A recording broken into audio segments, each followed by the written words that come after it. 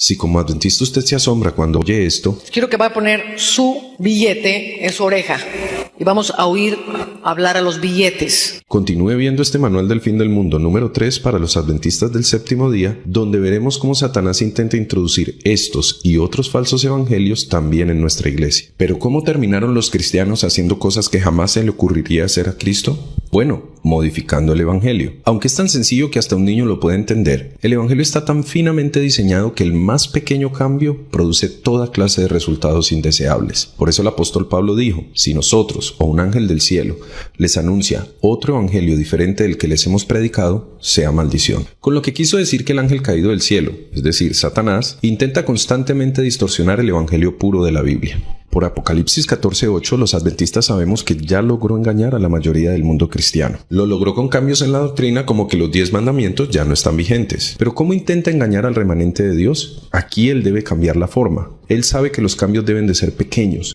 muy pequeños, casi imperceptibles. En el pasado esto ya le funcionó. Leamos. Poco a poco, el misterio de iniquidad hizo progresar su obra engañosa y blasfema. De un modo casi imperceptible, las costumbres del paganismo penetraron en la iglesia cristiana. ¿Notó algo, hermano? Los cambios que pervirtieron a los primeros cristianos no fueron en la doctrina, sino en las costumbres o prácticas. La mayoría de nosotros pensamos que el evangelio es solo doctrina, las 28 creencias fundamentales tal vez, pero no es así. El evangelio se compone también de costumbres o métodos e incluso de objetivos. La más pequeña modificación en cualquiera de las tres partes y el enemigo habrá ganado. Es en esto en lo que como iglesia fallamos, no nos fijamos en los detalles. Pensamos que mientras que Satanás no logre cambiar el texto de nuestras 28 doctrinas, estamos seguros, pero él no trabaja así. Volvamos en el tiempo al momento de las tentaciones de Jesús. ¿Cómo atacó el enemigo a nuestro Señor? Sabemos que fue primero en la doctrina. Le dijo: si eres el Hijo de Dios. Pero cuando vio que no tuvo éxito, atacó el método. Le dijo al Señor que si quería que los judíos creyeran en él, el método más efectivo no sería la predicación, sino la publicidad. Que se lanzara al techo del templo a la vista de todos, mientras le ordenaba a los ángeles que lo sostuvieran en el aire. Algo muy al estilo de los shows cristianos modernos. El Señor lo rechazó, entonces él intentó una vez más, atacando el otro aspecto del evangelio, es decir, el objetivo o la misión de Jesús. Le dijo que en lugar de enfocarse en establecer un reino espiritual, que luego traería la riqueza material, lo hiciera al revés, que la forma en la que era más fácil cumplir su misión no era muriendo horriblemente en la cruz, sino inclinándose ante él. Nuestro Señor venció porque no quiso aceptar el más pequeño cambio en la doctrina, su misión o la forma en que debía completarla. ¿Como iglesia hacemos nosotros lo mismo? La iglesia adventista se fundó hace 160 años. Y a pesar de decenas y cientos de ataques de dentro y de fuera a nuestra doctrina, a fecha de hoy el enemigo no ha podido modificarla. Entonces, ¿dónde cree usted, mi hermano, que estará ahora concentrando sus fuerzas Satanás? ¿En cambiar la doctrina o en cambiar nuestros métodos y prácticas? Algo que no hemos mencionado hasta ahora es que la historia nos dice que todo cambio en prácticas u objetivos con el tiempo llevará a un cambio de doctrina. Así que si el enemigo no puede cambiar directamente lo que creemos, empezará por introducir prácticas u objetivos que parezcan inocentes, porque él sabe que llevados a su conclusión lógica cambiarán la fe. ¿Recuerda usted cómo fue el cambio del sábado al domingo? ¿Fue un cambio en la doctrina o en las prácticas? Todo comenzó con algo tan inocente como dejar de trabajar 2 días en lugar de 1. Luego a un hermano se le ocurrió que sería bueno ayunar todos los sábados. Una buena costumbre, ¿verdad? Pues bueno, estos 2 pequeños cambios en las prácticas de la iglesia lograron que el domingo se considerara un día de alegría, mientras que el sábado se consideraba un día de abatimiento y tristeza. Y aquí estamos 2000 años después luchando contra la marca de la bestia. Por eso es cuestión de vida o muerte preguntarse qué modificaciones, por pequeñas que sean, en nuestra doctrina, prácticas u objetivos, están tratando de introducirse hoy en la iglesia. Pueden parecer buenas, de hecho, según el espíritu de profecía, van a parecer buenas, pero son una trampa de Satanás. Leamos. Puede haber cosas que parezcan buenas y sin embargo necesitan ser cuidadosamente consideradas, porque son medios engañosos que usa el enemigo para inducir a las almas por un camino que corre tan cerca del camino de la verdad que apenas se podrá distinguir de la senda que conduce a la santidad y al cielo.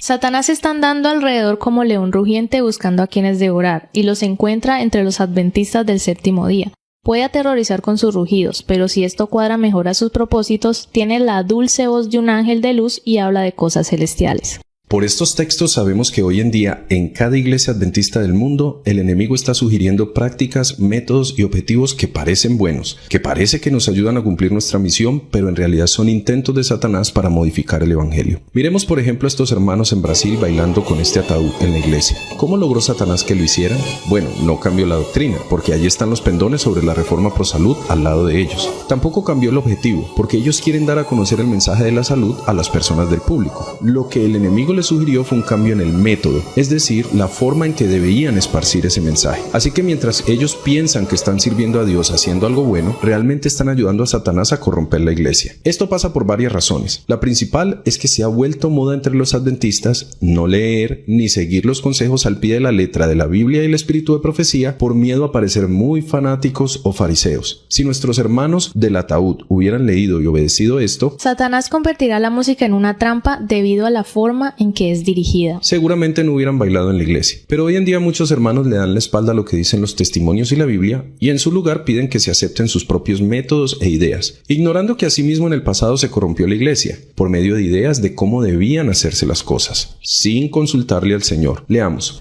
Si procuráis echar a un lado el consejo de Dios para satisfaceros a vosotros mismos, si menoscabáis la confianza del pueblo de Dios en los testimonios que Él les ha enviado, os estáis rebelando contra Dios tan seguramente como lo hicieron Coré, Datán y Abiram.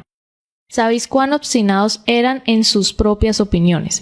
Como embajadora de Cristo os digo, cuidado con los puntos de vista de que os hacéis partidarios. En resumen, las peores apostasías comienzan cuando a gusto de uno o varios hermanos se cambia un objetivo, una práctica o un método para supuestamente cumplir la voluntad de Dios. El enemigo sabe que muchos que han salido del mundo no han renunciado a todos sus gustos y a sus ideas. A algunos les gustan los deportes, a otros las películas, a otros ciertos tipos de alimentación, otros eran fervorosos en la política, tal vez aficionados a la literatura, a los videojuegos, a las modas, al dinero, y les sugiere a estos hermanos que no necesitan abandonar estos gustos, sino que basta con que los introduzcan como métodos para cumplir la misión de la iglesia y podrán tener lo mejor de los dos mundos. Se asegurarán la patria celestial disfrutando de todo lo terrenal. Así pues, hoy en día con la etiqueta para evangelizar tenemos reinados de belleza, torneos de fútbol, sesiones de películas en la iglesia, memes cristianos con superhéroes, paseos, conciertos y muchas prácticas más. Pero hermano, en el título del video dice falsos evangelios y el evangelio de la justicia social. ¿Cuándo hablamos de eso? Bueno, ya lo hicimos. Como vimos, todo falso evangelio implica cambios a veces microscópicos en la doctrina, objetivos o métodos de cumplir la misión de la iglesia. El falso evangelio más sofisticado que existe hoy en día es el llamado evangelio de la justicia social. Ha engañado a católicos, protestantes y adventistas por igual. Es el ejemplo perfecto de cómo mezclando verdad y mentira, Satanás se presenta como ángel de luz, como el benefactor de la humanidad. ¿Pero de qué se trata este falso evangelio? Es sencillo. Se trata de buscar que este mundo sea justo por medio de métodos humanos. Dos errores fatales. Porque primero la profecía nos dice que este mundo jamás mejorará y segundo que mucho menos lo hará por medio del ingenio humano. Podríamos agregar un tercero y es que según Hebreos 11, el deseo de vivir cómodamente en este mundo no proviene de Dios. Los hijos de Dios siempre han vivido como pobres y peregrinos en esta tierra, porque este mundo está bajo el control de Satanás. Sigamos. El método por medio del cual Dios quiere traer justicia al mundo es la predicación del mensaje de los tres ángeles. El método que usan los creyentes en este falso evangelio es la política y las protestas. Aquí es donde entra lo que la hermana White llamó las enseñanzas de la Revolución Francesa. En 1789, los revolucionarios franceses crearon este lema: libertad, igualdad y fraternidad. Y aunque suena bien, realmente se trataba de un intento por crear una supuesta sociedad justa, pero sin Dios. De ahí el término justicia social. Durante 2 siglos estas ideas se esparcieron por todo el mundo a través de colegios y universidades, penetrando las mentes de ateos, cristianos, musulmanes e incluso muchos adventistas. La lucha por la igualdad, la libertad y la fraternidad se convirtió en la lucha de todos y la forma de reunirlos a todos. Cualquier referencia a Apocalipsis 16:4 no es coincidencia. Con este fin se creó la ONU, y es esta misma institución la que ha intensificado hace un par de décadas el llamado a que todos los países y religiones se unifiquen bajo la bandera de la justicia social. Hoy en día, ¿qué tienen en común los católicos, los protestantes y los satánicos con los adventistas? Sí, señor, la lucha por la justicia social.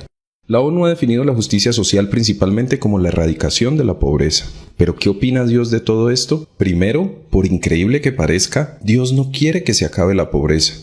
Nunca fue propósito de Dios que no existieran pobres en el mundo. La mayor desgracia que podría tener la humanidad es que todos fueran iguales en cuanto a posesiones terrenales.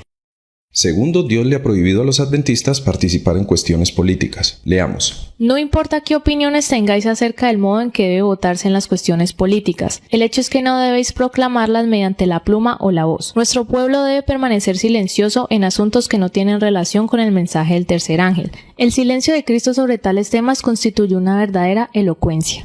El gobierno bajo el cual Jesús vivía era corrompido y opresivo. Sin embargo, el Salvador no intentó hacer reformas civiles, no atacó los abusos nacionales ni condenó a los enemigos nacionales. No intervino en la autoridad ni en la administración de los que estaban en el poder.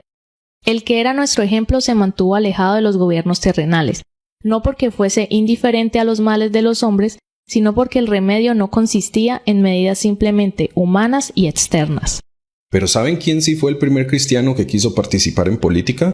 Judas. Él quería usar las marchas y las protestas para la fuerza de hacer de Cristo un rey. La hermana White dice que él quería una guerra mucho más agresiva. Alguien dirá, ¿pero luego cuidar de los pobres no es siempre bueno? No, mi hermano. Por eso Pablo dijo, si diera todo mi dinero para dar de comer a los pobres y no tengo amor, de nada me sirve. Satanás también le da de comer a los pobres y cura enfermos si esto conviene a sus planes. Mire por ejemplo a estos satánicos reuniendo comida para los sin techo y al líder de la iglesia satánica en Florida repartiendo calcetines gratis para los indigentes. Bueno, ¿y si veo a alguien oprimido o el gobierno sube los impuestos, ¿puedo salir a protestar? No. La hermana White vivió en el tiempo donde la raza negra era esclavizada y, para asombro de muchos, les pidió no luchar por sus derechos ni pedir igualdad. Ella aconsejó en su lugar predicar el evangelio como medio para traer la justicia para la raza oprimida. Estamos viviendo en los últimos días. Como dijo la profecía, está soplando todo viento de doctrina, y solo los que renuncien a sus propias ideas y gustos podrán ser guardados por el Espíritu Santo de todo engaño. ¿Qué es mejor? ¿Justicia social o justicia por la fe? Usted decide, mi hermano.